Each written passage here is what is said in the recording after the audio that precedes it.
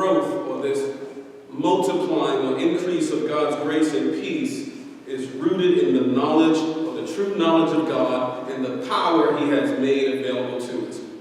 That is what Peter is going to be dealing with, particularly in verses 3 and 4. This power of God that has been made available to the believer, which perhaps, sadly, many believers know little to nothing about.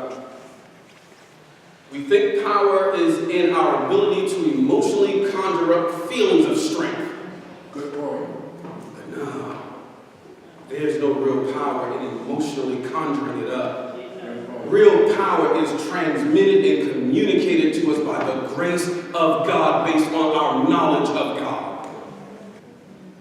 His divine power or ability, which is inherent or natural to his nature, is communicated and transmitted to us by his grace. It's his divine enablement, which is at work within us. And what's beautiful about this and unique about this is that God's grace enables us to receive more grace. And this is why Paul and Peter are always talking about grace being given to you. Because the more grace we receive, the more grace we receive. Sounds like a double statement, but it's a true statement. If I can use a monetary analogy, we say something like this: the rich get richer. The reason the rich get rich is because the rich have a certain knowledge on how to get richer. We receive more grace because we know that we receive grace through Christ and through the knowledge of Christ. So the more we study the scriptures, the more grace we receive. Those who have grace should receive more grace. So he's talking about this divine enablement, this divine ability of God, which is given to us by grace. And one of the things I want to say here that I often say that has been a tremendous blessing in my life is when I forgot the passage. I believe it is Zechariah, the prophet Zechariah, when he talks about the fact that it's not by might nor by power. So one of the things I understood from Zechariah and from the apostles as well as Christ is that anything that we do for God is done by God through us. It's done by his Spirit and by his grace. The two pillars of life and strength and empowerment for the believer is the Spirit of God and the grace of God. And one of the things that I prayed for through the years is that God would give me of his Spirit and give me of his grace. Because I understand there's nothing I can do or that any of us can do without his Spirit and without his grace. When we set about to do things in our own human strength, we will fail. It may last and look good for a while, or it may endure. But is it a work of God? Is it wood, hay, and stubble? Will it stand the fiery test at the end? We can say so much about that, but let's just try to get through some more of this for the remaining 5 minutes or so that we have. His divine power or his divine ability, through it, he has given us everything we need for life and godliness. This really needs to be trumpeted throughout the church. I think we've forgotten this truth or this reality. And I think because we've forgotten this truth or reality, we think that we have to do it on our own or somehow get it on our own. I know we only got 5 minutes, but I'm roasting. We don't have to do it on our own and get it on our own. It is what Christ has already done for us, and it is what Christ provides for us or makes available for us. So by his divine power or ability, he has given us everything we need for life and godliness. In other words, he's given us all we need to live a holy life pleasing to him. And that's the whole point of Peter's second letter. Living a life pleasing to him. We live this life pleasing to him by the power he gives us by his Spirit and his grace. we have to draw on those two sources of power. We cannot draw on the personality of the preacher. The life Peter is speaking of here is spiritual life. The new life that we've received in Christ is through the Spirit's work of regeneration. At the very heart, at the very root, at the very basis of all of this is the fundamental need to be regenerated, to be born again. If we are not born again, none of this means anything and will have no effect for us. It requires the new nature. It requires new life in Christ. It requires resurrected life. As we already mentioned and alluded to, Paul said, you were dead in trespasses and sins. And one of the analogies, though comical, that I always like to allude to is, when we were growing up, we would watch the cartoons and it would always show the particular character who was drowning, and he put up one finger, and every finger he put up was indicating, man, listen, y'all better hurry up and save me, because by the time I get to the third finger, it's over. It's over. I'm down. I'm out for the count. And he'd throw up those fingers.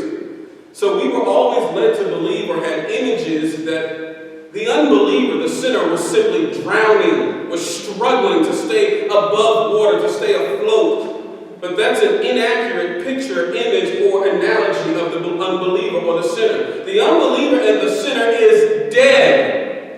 At the bottom, laying on the floor, ocean's floor, completely lifeless, having no power or ability or life in his or herself, no ability and power to raise themselves back to life. This is a sovereign and monergistic work of God alone, who has the power and authority and the life to regenerate life, to resurrect life in the dead corpse of man.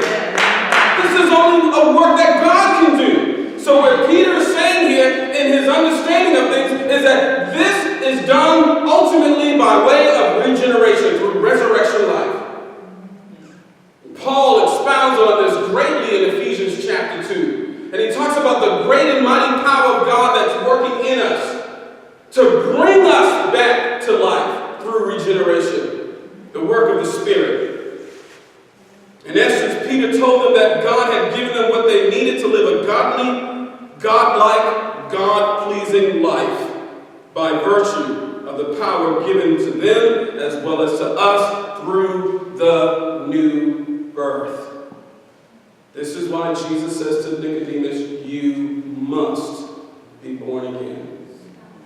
If we are not born again, we cannot receive any of what Peter is talking about here. Peter makes his appeal to them as well as to us to live a holy life pleasing to God based on God having called them as well as having called us to himself and for himself. God has called us. We've not called ourselves. It is God who has saved us and not we ourselves. Peter makes his appeal to them as well as to us to live a holy life pleasing to God based on God having called them as well as having called us to himself and for himself. God has called us. We've not called ourselves. It is God who has saved us and not we ourselves. You see how powerful this is? This is just verse 3.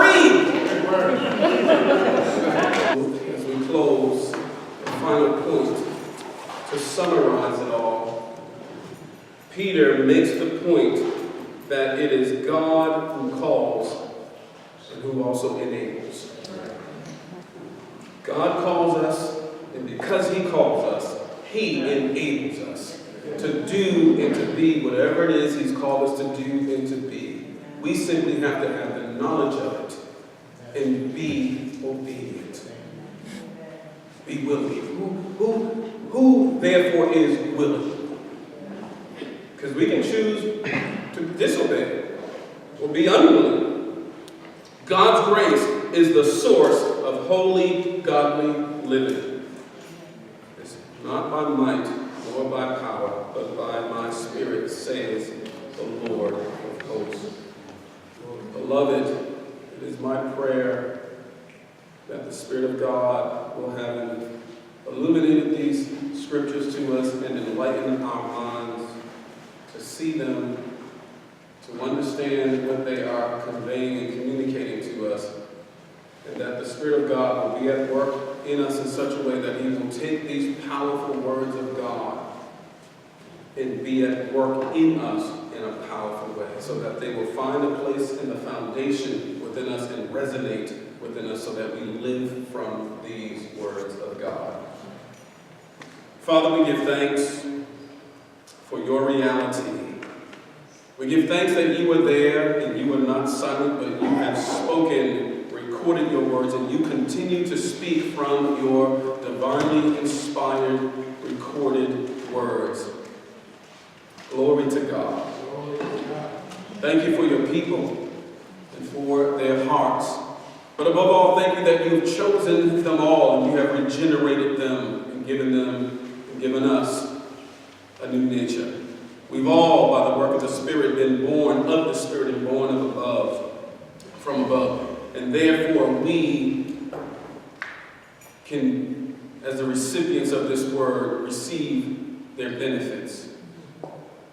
Lord, be at work in us in a great and mighty way, in a way that is strong, in a way that will make us strong in Christ, so that we will be built up in our most holy faith, so that we will be able to stand in the face of anything, and having done all, that we will continue to stand.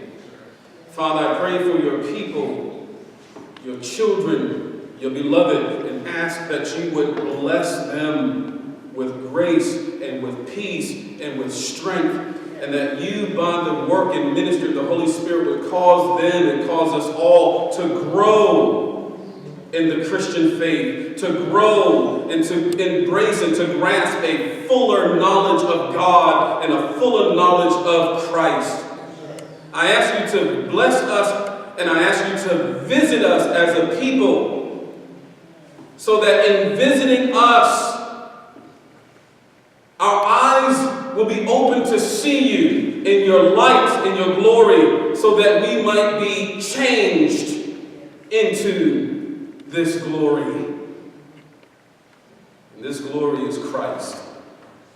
May we set our gaze not on the popular preachers.